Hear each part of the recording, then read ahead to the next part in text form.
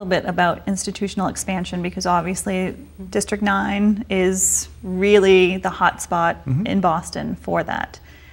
There have been master plans out there. Do you feel, Abigail, we'll start with you again, Sure. Do you feel that the way the process is set up isn't adequate enough for residents of the district to voice their concerns and really get some action? I actually, the way it is set up, there was an opportunity for the residents and neighbors to voice their beliefs or opinions of the project.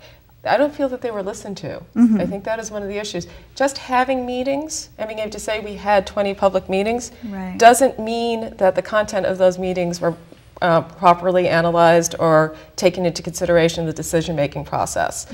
And I think that that has been extremely frustrating within the various neighborhoods. It's not just Boston College, it's Harvard, it's pretty much any large-scale development in the community.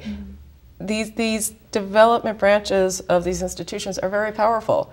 They do lobby, they do get backroom meetings that the community is not part of. We're put in a situation where we sit very politely in a meeting, we raise our hand, we might be called on, we might not, we don't get follow-up questions, and then there's no further movement on that.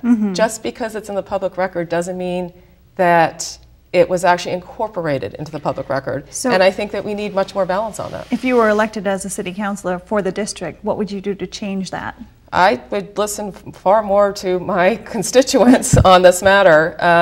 I find it actually quite stunning, you know, that in the last election, I believe Mark Samo had 2,600 or 2,800 votes. There were over 1,200 people who wrote in against parts of the BC plan, and yet that was not taken into consideration. I mean, that's a very large part of your voting base. It takes a lot to get somebody out there to sit down and write a letter or walk around with a petition or show up for these meetings time and time again. And I think that that means that we've got a real problem in the community.